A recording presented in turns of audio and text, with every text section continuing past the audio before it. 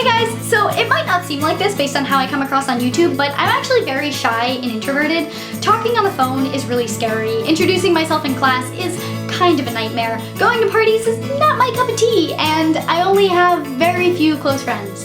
And by close friends, I mean friends. I only have a few friends. Now, being shy or introverted is not a bad thing. If you're shy, you don't need to be fixed, and being introverted is not a character flaw or a bad habit that needs to be broken. That being said, being shy can kind of be inconvenient at times, like if you're going to a new place and trying to make friends, or if your boss asks you to do something that puts you way outside your comfort zone, like going to conferences and networking for your company or something. You know what I'm talking about. So I've put together some tips that I have learned in my 20 years of being a shy person for how to work with your shyness.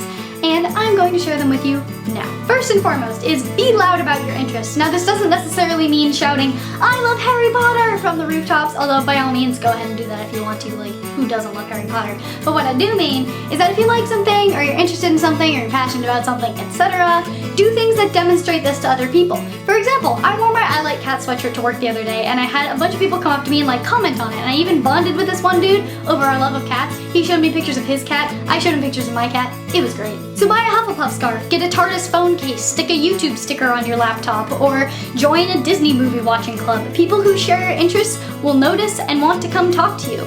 You know, I might be shy, but I could talk to a stranger about Harry Potter for hours. And bam, instant friends. My next tip is to make yourself noticeable. That way, even if you don't want to say anything to anyone, people are still aware of your presence and think of you as part of the group. My favorite way to do this is to use the power stance. Stand up straight and take up as much room with your body as possible. It gives off an air of confidence that more fully captures people's attention than a more demure pose will. It says, "I'm here and you should pay attention to me. I might not have anything to say to you right now, but you should know who I am." Other ways to make yourself more noticeable are to dress more boldly. Maybe wear brighter colors, or just wear something a little bit different than jeans and a t-shirt. Wear disco ball earrings, or decorate your laptop with googly eyes. You might be known as the person who decorated their laptop with googly eyes, but hey, you made an impression. That's what counts. Be the person that dyes their hair every month, and pretty soon people will be asking you for hair dyeing tips.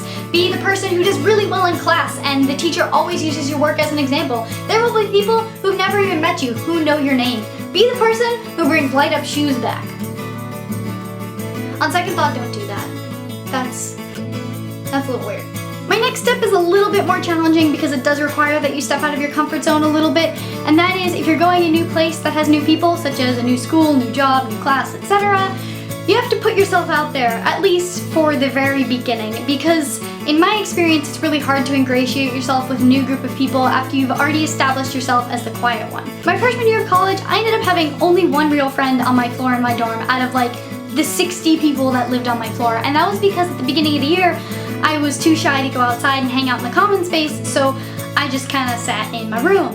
But if I just gone out there and like sat in the corner and done my work and not even really talked to people, but just been present, it would have been a lot more effective at getting to know people.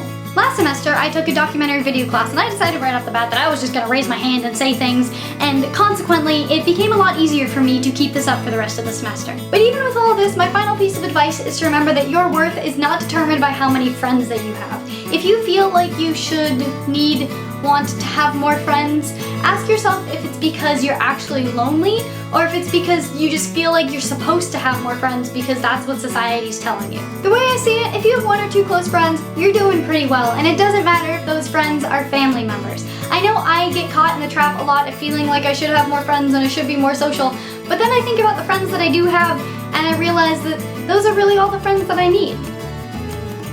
That got really cheesy.